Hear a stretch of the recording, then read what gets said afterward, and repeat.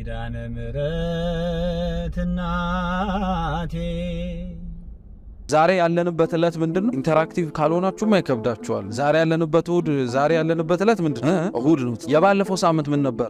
እሁድ። ምን ይለየዋል? ባለፈው ሳምንትም እሁድ ነው፣ ያሁንም እሁድ ነው። ባለፈው ሳምንት የነበረው ሰዓት ስንት ነው? 1 ሰዓት ነው እሁድ ውስጥ ያለ 24 ሰዓት አይደል? አሁን ያለው እሁድ ስንት ሰዓት ነው? 24 ሰዓት። የባለፈው ሳምንት እሁድ ላይ እንደዚሁ ደመና ነበረ። የአሁኑ ሳምንት እሁድ ላይ እንዲሁ ደመና። እኛ እንደነዚህ አይነት ነገሮችን አይተን ነገሩን ተመሳሳይ እናደርገዋለን እንጂ ያቺ እሁድ አልፋለች፣ መቼም አትመለስ። እቺም እሁድ አልፋለች፣ ነገ መቼም አትመጣም። እመቤታችን ትልቅ የተናገረችው ንግግር ምንድነው? አላፊ በሆነው ጊዜ ዘላለማዊ የሆነ ነገርን ያዙበት፣ ገንዘብ አድርጉበት። አላፊ የሆነውን ጊዜያችሁ ዘላለማዊ በሆነው ጊዜ ለውጡበት ማለት ነው። አምላካችን መድኃኒታችን ኢየሱስ ክርስቶስም ጊዜን አዋቂ ነው። እመቤታችን ቅድስት ንጽሕት ድንግል ማርያምም ጊዜን አዋቂ ናት። ስለዚህ ክርስቲያኖች አንዱ ፈለጋቸው ክርስቶስን መምሰል ነው ሲባል ክርስቶስን ከምንመስልባቸው ነገሮች አንደኛው ነገር ምንድነው? ጊዜን መጠቀም ነው፣ ወይም ደግሞ አግባብ የሆነውን ጊዜን መከተል ነው። እና አንድ ሰው ስለ ጊዜ ሊኖረው የሚገባው ግንዛቤ የመጀመሪያው ነገር አላፊ መሆኑን ነው እኛ ያለንበት።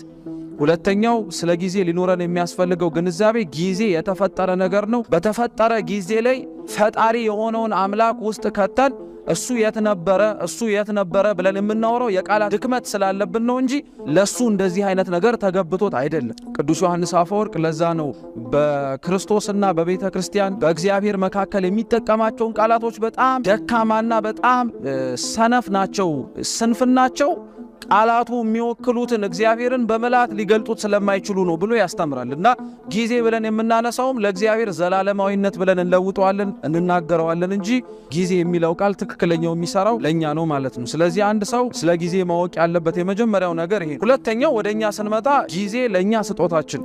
የማቴዎስ ወንጌል ምዕራፍ 25 ቁጥር 15 ላይ ሁላችንም የምናውቀው ጌታችን መድኃኒታችን ኢየሱስ ክርስቶስ ዳግም በሚመጣበት ጊዜ ላይ አመጣጡን ምክንያት አድርጎ ያስተማራቸው 3 ትምህርቶች አሉ። አንደኛውና የመጀመሪያው ትምህርት የነበረው ስለ 10ሩ ደናግል ነው። 5ቱ ጎበዛዝት ናቸው፣ 5ቱ ምንድን ናቸው? ሰነፎች ናቸው አይደለ? መብራት ከዘይቱ ተስማምቶላቸው የነበሩ ነበሩ፣ ያልነበሩ ነበሩ። ይሄ ዳግም ምጽአት ምሳሌ። ሁለተኛው ያስተማረው ትምህርት ደግሞ ምንድነው? በጎቹን ከፍየሎቹ እንደሚለያቸው። ወልደ እጓለ እመሕያው ኢየሱስ ክርስቶስ ዳግም በሚመጣበት ጊዜ ላይ እረኛ ነውና እሱ በጎቹን ከምኖቹ ይለያቸዋል? ከፍየሎቹ ይለያቸዋል። በጎቹን በምን ያቆማቸው? በቀኝ፣ ፍየሎቹን በምን? በግራ። ሶስተኛው ምሳሌ ላይ የምታስታውሱት ከሆነ ራሱ ክርስቶስ ራሱን እንደ ባለጸጋ አድርጎ በ3 ሰዎች አንጻር መክሊት የሰጠበትን ምሳሌ ታስታውሱታላችሁ። እሱ ምሳሌ መሰረታዊውንና ለጊዜ እንዴት እንደምንጠቀምበት አንዷን አንቀጽ ብቻ አንስቼ ላንብብላችሁ። ምን ይላል?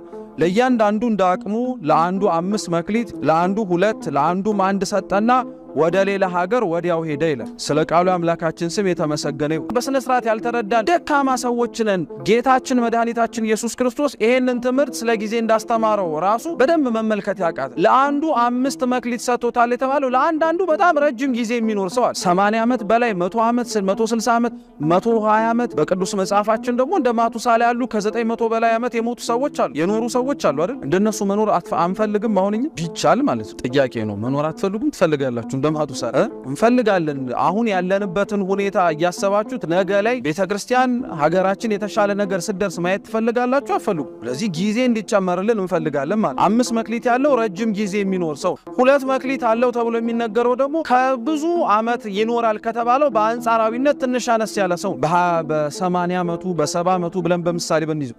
1 መክሊት ያለው ሰው ደግሞ የምንለው በጣም በተወለዱ የሚሞቱ ሰዎች የሉ 2 ዓመታቸው 3 ዓመታቸው ገና በጨቅላ ዕድሜያቸው ተነፈጉን ብለን የምንናገራቸው ወንድሞቻችን እህቶቻችን አሉ። ምንም እኮ ጥርጥር የለው። መክሊት የሚባለው ስጦታ የተባለ ጊዜ እግዚአብሔር አምላክ ለአንዳንዱ ሰፊ ጊዜ የሚሰጠዋል፣ ለአንዳንዱ ደግሞ መካከለኛ ጊዜ የሚሰጠዋል፣ ለአንዳንዱ ደግሞ አጭር ጊዜ የሚሰጠዋል። አጭርም ሰጠ፣ ረጅምም ሰጠ፣ መካከለኛም ጊዜም ሰጠ። ጊዜ መሰጠቱ ግን ለማንም የማይቀር ጉዳይ ነው። በዛ ጊዜ ላይ ዘላለማዊነትን ማግኘት መቻል ነው ትክክለኛው ኦርቶዶክሳዊ የጊዜ አጠቃቀም የሚባል። ብዙ ቦታዎች ላይ ስለ ጊዜ አጠቃቀም የምንሰለጥነው ስልጠናዎች የዓለማዊ ማኑዋሎቻቸውን ወይም ሰልጠናችሁ የምታውቁ ከሆነ ታይም ማኔጅመንት የሚባለው ወይም ጊዜን በአግባቡ መጠቀም የሚባለው ምንድነው ሲባል ብዙ ቦታዎች ላይ የሚባለው ምንድነው 24 የተሰጠህን ጊዜ ከፋፍለ ብዙ ነገር ተሰራበት ዘንድ እንዴት ትችላለህ አይደል ትክክለኛው ጊዜ አጠቃቀም እኮ የሚባለው ይሄ የተሰጠ 24 ሰዓት ነው ሌላው በ24 ሰዓት ተአምር ሲሰራ ታያል በ24 ሰዓት ውስጥ ግን እኛ ደክመን ስንመለከት እገሌ እንዴት ነው እንዲሆነው ሲባል ጊዜውን በአግባቡ ስለሚጠቀም ነው ይባል በዓለም ላይ የምናውቃቸው በጣም የተሻሉ ስልጡን ናቸው የተመራመሩ ናቸው ብለን የህይወት ተሞክሮቻቸውን የምንሰማባቸው እነሱም የሚያጋሩ ማህበራዊ ሚዲያን በሉት መጽሐፍትም ላይ በሉት የምንመለከታቸው ሰዎች አንዱ መርሃቸው ጊዜ አጠቃቀም ነውና እኔ ጊዜን እንዲን የምጠቀመው ይላል ጠዋት እነሳለሁ እንዲያረጋለሁ ከሰዓት ላይ እንዲያረጋለሁ ማታ ላይ እንዲያረጋለሁ ከዛላ እኛ ራሳችንን ባለን ጊዜ ውስጥ የሰራነውንና ያልሰራነውን ስራ ሚዛን ውስጥ እያስገባን ምን ማድረግ እንድንችል ያልሰራነውን በዛች ሰዓት ውስጥ መክተት እንድንችል ነው አይደል እየሰማችሁ ታይም ማኔጅመንት ማለት ይሄ ነው ክርስቲያን ግን ታይም ማኔጅመንት ሳይሆን ያለው ታይም ስቱዋርድሺፕ ነው የሚባለው ጊዜን በአጠቃቀምና ጊዜን በአግባቡ መጠቀም በጣም ይለያል ጊዜን መጠቀም ማለት በ24 ሰዓት ውስጥ በተሰጠ ጊዜ ውስጥ ጠቅጥቀህ መስራት አለብኝ ብለህ የምታምነውን ነገር በሙሉ በ24 ሰዓት ውስጥ መክተትና መስራት ታይም ስቱዋርድሺፕ ጊዜን በአግባቡ መጠቀም ደግሞ የሚባለው ምንድነው መቀነስ ያለብህን ነገር ማውጣት መቻል አለብህ ማውጣት መቻል ያለብህን መቀነስ መቻል አለብህ ሁሉንም ነገር መስራት እንደማትችል ማመን መቻል አለብህ ዓለም ግን እንዲህ ብላ ተነግር you can do it all ሁሉን ነገር መስራት ትችላለህ ለምትል በ24 ሰዓት ውስጥ ሁሉን ነገር መስራት አትችል ቤተክርስቲያን ኦርቶዶክሳዊ የሆነ የጊዜ አጠቃቀምን ስታስተምር ሁሉን ነገር በ24 ሰዓት ውስጥ መስራት አትችል ስለዚህ የምታረገው አማራጭ ምንድነው መስራት የምትችለውን ትሰራለህ ልትሰራው የማያስፈልግህና ልትሰራው እቅድ ውስጥ መግባት የሌለበትን ነገር ደግሞ ታወጣለህ ትክክለኛው የጊዜ አጠቃቀም ይሄ ብዙዎቻችን በጊዜ አጠቃቀማችን ዙሪያ ላይ ያለብን ትልቁ ችግር አለመስራታችን ሳይሆን መስራት ያለብንንና መስራት የማያስፈልገውን ነገር ለይተን አለማስቀመጣችን አሁን ልክ ይሄ በመሰረቱ በኮንፍሊክት ሬዞሉሽን መንገዶችም ይሰጣል የመፍትሄ እንዴት ነው ሰው ሊያመጣ የሚችለው ሲባል ሁሉም ነገር ላይ መፍትሄ ሊሆን አይችልም አንድ የሆነ በጣም አንኳር የሆነ ችግር መፍትሄ መስጠት ማለት ለሌላው ችግሮች እሱ ራሱ መፍትሄ ይሆናል ሲባል ሰምታችሁ አታውቁ ለምሳሌ አሁን በዚህ በችግር መፍትሄ አድርገን ምሳሌውን ለጊዜ አጠቃቀም እንረዳ አሁን ቤተክርስቲያን ያለባትን ዘርፈ ብዙ ችግር ስትመለከቱ ችግሮቿን በንብ ቀፎ መስሉትና ደርድሩት ከመንግስት ችግር አለ እንበል ከራሳችን ችግር አለ እንበል ከሆነ አካል ችግር አለ እንበል ብቻ 5-6 አለ እንበል መቼም ንብ ካለ ከንብ መራባት ጋርና ከንብ አብሮ መስፈር ጋር የሚመጣው ምንድነው ማር ለምሳሌ ሰው ማር ፈልጋለሁ ብሎ የሚያስብ ከሆነ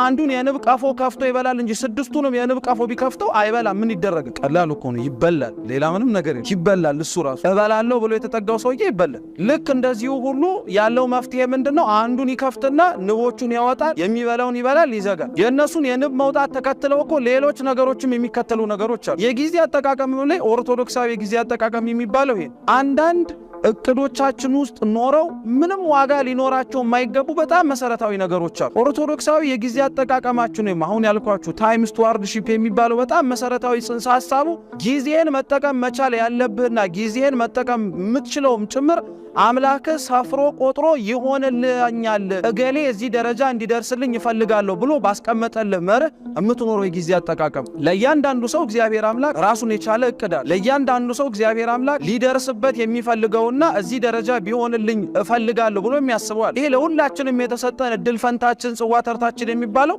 ማንም ለገሃነም ለሲኦል የተፈጠረው ሁላችንም ምን መግባት መቻል እንድንችል መንግስተ ሰማያት እቅድህ ከዛ ነው የሚጀምረው ማለት ነው መንግስተ ሰማያት መግባት እቅድህ መንግስተ ሰማያት እንድትገባ ሊያስችል የሚችሉ ተጓዳኝ የሆኑ እቅዶችን ታቀዳል ላያስገባ የሚችሉ እቅዶችን ታወጣል እሱ ነው ትክክለኛው የጊዜ አጠቃቀም የሚባል ምድራዊ አይደለንማ ሁላችን ሰማያዊ የሆነ መንግስት እንወርሳለን ካልን መርህ የእቅድህ መነሻ መሆን የሚችለው እግዚአብሔር ካሰበልህና ይሆንልኛል ብሎ ካሰበ ከወጠነልህ ነገር ትክክለኛው ኦርቶዶክሳዊ የጊዜ አጠቃቀም የሚባለው ይሄንን ነው ብዙ ሰዎችም ጭምር የጊዜ አጠቃቀም ብለን ጽንሰ ሐሳቡን ወስደን ለመረዳት ስንሞክር በጣም የምንዘላቸው መሰረታዊ ሐሳቦች እንደዚህ ናቸው አንድ ኦርቶዶክሳዊ ክርስቲያን ጊዜውን በአግባቡ ይጠቀም ማለት የሚያስፈልገውንም የማያስፈልገውንም የሚሆነውንም የማይሆነውንም ነገር በሙሉ አንድ 24 ሰዓት ቀን ውስጥ ጠቅጥቆት ይጠቀምበት ማለት አይደለም ለድህነተ መንፈስ ቅዱስ ለእግዚአብሔር አምላክ ለተዘጋጀለት ለመንግስቱ መግባት ይችል ዘንድ የሚያስፈልገውን እግዚአብሔር ያበጀለትን እቅድ የያዝና እሱ በዛ እቅድ ላይ ሌሎች እቅዶችን ያውጣ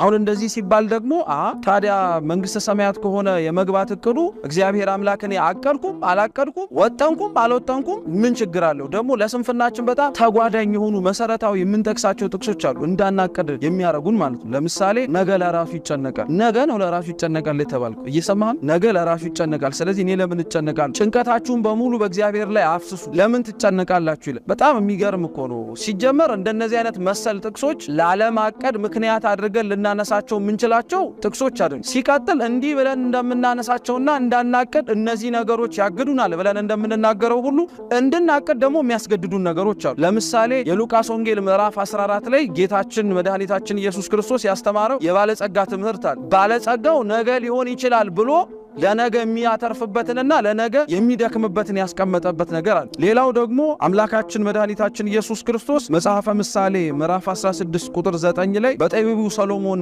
አድሮ እንዲህ ብሎ ይናገራል። የሰው ልብ መንገዱን ያዘጋጃል፣ እግዚአብሔር ደግሞ አካሄዱን ያቀናለታል ይላል። ካንተ መንገድ ማዘጋጀት ግዴታ ይጣበቅበት። አካሄድህን የማቃናት ሁኔታና ለአካሄድህን የማቃናት ነገር ግን የማንፈንታ አንተ ወደድክም ጠላህም ሁላችንም የማቀድ ግዴታ አለ። ካቀድን በኋላ ግን አካሄዳችን እንደ አንድ ኦርቶዶክሳዊ ክርስቲያን ጊዜ አጠቃቀማችን ወደ መንግስተ ሰማያት ሊያስገባን የሚያስፈልግ ስለሆነ ያንን ያቀድከውንና ያሰብከው ነገር ወደዛ የማያስገባ ከሆነ ማን ያቃናልህ? እግዚአብሔር ያቃናልህ። ይሄኛውን አውጣው ይሄኛውን አስገባው ይልላል። ትክክለኛው የጊዜ አጠቃቀም የሚባለው መርህም ይሄ ነው ማለት ነው። እና አንድ ሰው እኔ አላቀድም ፈጣሪ እንደፈቀደልኝ የምኖረው ማለት አይችልም። ሲጀመር አቀደህም የምትኖረው ማን እንደፈቀደልህ አላችሁ። ሲጀመርም አቀደህ የምትኖረው ማን እንደፈቀደልህ እግዚአብሔር እንደፈቀደልህ እኮ እምታቀደው እሱን ለመምሰል ቢያንስ የሚያስችልህን አንድ ነገር እኮ ለማግኘት እሱን ለመምሰል መከራ መስቀሉን እንሸከም ይባላል። እሱን ለመምሰል ጸዋቶ መከራዎችን ብቻ ሳይሆን እሱ በልቡ ደግ ትሁት ነውና እኛም በልባችን ደግ ትሁት ይባል አይደል? እሱ የጊዜ አጠቃቀም በጣም ኳሊፋይድ የሆነ ትክክለኛ መምህር ነውና ክርስቲያኖች በሙሉ ግዴታ የጊዜ አጠቃቀም መርሃቸው ላይ በጣም ጠንካራ መሆን አለባቸው። አንዱ እግዚአብሔርን የሚመስሉበት ምስጢራቸው ይሄ ስለሆነ ማለት ለአንድ ክርስቲያን የጊዜ አጠቃቀሙንና ጊዜን የሚጠቀምበት ሁኔታ ለሌሎች ራሱ ግራ እስኪገባው መሆን አለበት። በጣም እኮ ነው የሚገርማችሁ። በ14ቱ መልእክታቱ በጣም የምናደንቀውና የምናከብረው ታላቁ ሐዋርያው ቅዱስ ጳውሎስ እኮ ቀን ቀን ያስተምራል እንላለን አይደል? ማታ ማታ ደግሞ ስጋውን እየጎሰመ እሱ የተጣለ እንዳይሆን ደግሞ ያስገዛል። ቀን ቀን መመጽወት የሚችልበትን ሁኔታ በሚያስተምራቸው አጉረ ስብከቶች እየሄደ ምጽዋትን እየሰበሰለ ለየኔ ቤቶች ይሰጣል። እሱ ራሱ ተመጽዋች እንዲሆን ደግሞ ለሊት ምን ይሰፋል? ድንኳን ይሰፋል። እንደው ስንሰማው በጣም ለምደነው ነው እንጂ እኮ አስባችሁታል? 24 ሰዓት እየሰራ ነው እኮ ማለት ቀን ቀን ያስተምራል አለን። ማታ ማታ ምን ያደርጋል? ድንኳን ይሰፋል አለን። ይሄ እኮ በጣም የሚደንቅ ነገር። ቀኑን ሰርተንበት ማታውን ሙሉ ለምናንቀላፋ ሰዎች ሰዓት አጠረን ብለን ስለምንናገር እኮ ነው። የማታውም ሰዓት እኮ የሥራ ሰዓት የእንቅልፍ ሰዓት እንደሆነ የረፍት ሰዓት እንደሆነ እኮ ሁሉ ትጋሃ ሌሊት አንዱ ትልቁ ጸጋ ለሆነላቸው ለአባቶች ለእናቶች ቅዱሳን እኮ የማታው ሌሊት ራሱ እኮ አንድ የሚለወጡበት ሰዓት አንድ ጊዜ አጠቃቀማቸው ውስጥ የሚያቅዱበት ሰዓት